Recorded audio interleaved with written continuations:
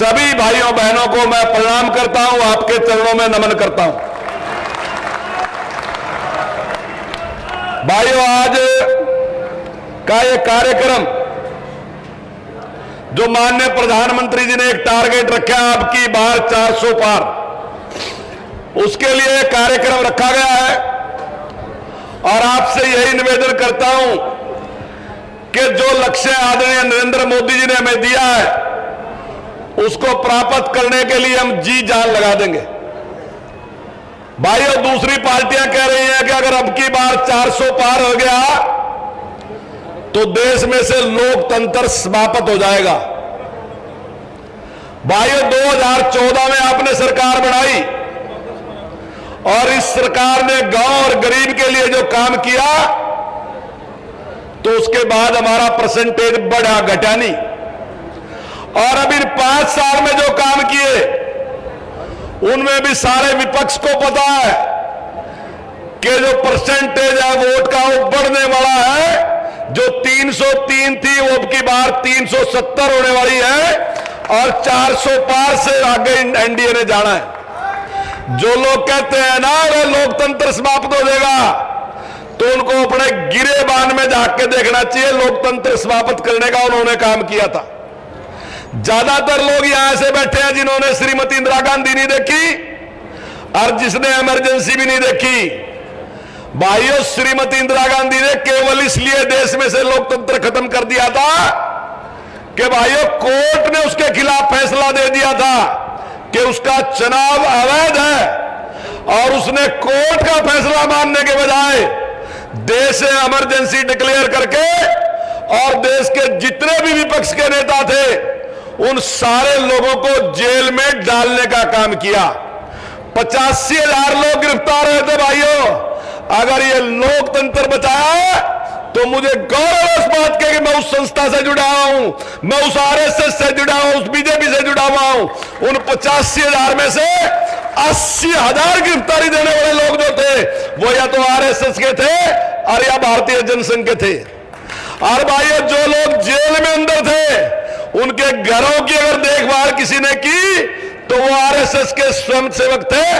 हमने लोकतंत्र बचाने के लिए काम किया और ये कहते हैं भाइयों, अटल बिहारी वाजपेयी जी की सरकार बनने से पहले, भाइयों थारे याद तो नहीं होगा पर आजकल ये गूगल महाराज जो है ये सारी बातें बता देगा। जो मैं कहूंगा ना वो घर जाके चेक कर लियो। भाइयों, अटल बिहारी वाजपेयी की सरकार से पहले इस देश में जितनी भी विपक्ष की सरकारें बनी उनमें से कोई सरकार ऐसी नहीं है जिसने अपना कार्यकाल पूरा किया हो। केवल इस देश में कम्युनिस्टों की सरकार ऐसी थी जिसने कार्यकाल पूरा किया, बाकी देश में कोई सरकार ऐसी नहीं। चाहे चौधरी देवीलाल की सरकार बनी, चाहे प्रकाश सिंह बादल की सरकार बनी, चाहे चौधरी चरण सिंह की सरकार बनी, चाहे वीरेंद्र सकलेचा की सरकार बनी, चाहे कर्पूरी ठाकुर की सरकार बनी, कोई सरकार देश में ऐसे नहीं जिसने कार्यकाल पूरा किया हो। इन्होंने बीच में भाइयों, इन्होंने अपने कार्यकाल में जब तक कांग्रेस का राज रहा 100 बार से ज्यादा 356 का इस्तेमाल करके सरकारों को भंग कर दिया। लेकिन भाइयों, आज कोई सरकार भंग नहीं हो रही। भाइयों, लोकतंत्र के असली हत्यारे अगर हैं तो भाइयों ये हैं। और भाइयों, आजकल कह रहे कि ईडी का बड़ा भारी दुरुपयोग हो रहा, तो भाइयों ईडी ने जो शिकायत करी ना वो शिकायत दोस्तों मारी करी शिकायत नहीं है, वो केजरीवाल के जो खिलाफ शिकायत थी ना वो भाइयों कांग्रेस की करी शिकायत है। वो शिकायत कांग्रेस ने करी थी। कांग्रेस ने डिमांड की थी कि ईडी से जांच होनी चाहिए, उनकी मांग पे जांच कराई गई।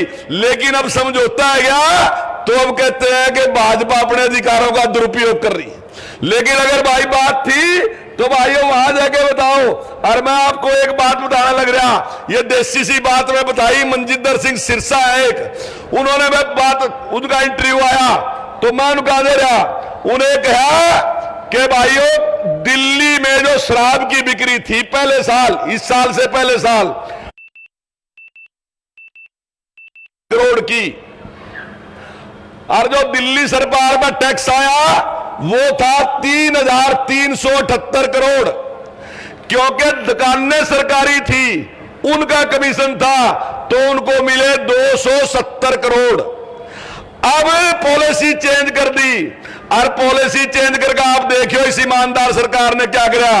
जो शराब बिकी वह 13,560 करोड़, पहले कितनी बिकी 7,860 करोड़, अब कितनी बिक रही 13,560 करोड़, लगभग दुगनी। सरकार पर टैक्स कितना आया 312 करोड़, पहले कितना आया 3378 करोड़, और ठेकेदारों पर क्या गया 1900 करोड़। और अब कह रहे कि ईडी का इस्तेमाल गलत कर रहे। तो भाई जब देश ने लूट का खान लग रहे तो क्या उनके खिलाफ कार्रवाई नहीं होनी चाहिए? तो उनके खिलाफ कार्रवाई होनी चाहिए। और भाइयों हमारे पे जो आरोप लगाते हैं आमदे गरीब के लिए, और ये गरीब के लिए बात आज नहीं, मारते कहते तुम 370 का दिन खत्म करेंगे, मगर राज अजान दे फिर कर देंगे। हमने कर दिया। राम मंदिर की बात आई कदने बढ़ावांगे, हमने कभी नहीं कहा राम मंदिर बढ़ावांगे, हमने कहा उसका रास्ता बढ़ावांगे। बढ़ाने वाले जो लोग हैं वो अलग हैं, वो बढ़ाने वाले लोग बढ़ावांगे, लेकिन हम बाधा नहीं डालने के। कांग्रेस ने अपने 30 वकील खड़े करके उसमें बाधा डालने का काम किया, लेकिन हम उसमें बाधा डालने का काम नहीं किया। आज वो राम मंदिर भी बन गया। भाइयों हमने एक बात और कही थी, शायद आपने पता नहीं है, जिस टाइम श्यामा प्रसाद मुखर्जी ने अंत्योदय एक आत्म मानववाद लिखा था ना, उस टाइम एक बात कही थी कि जब हमारी सरकार बनाएगी हम गरीब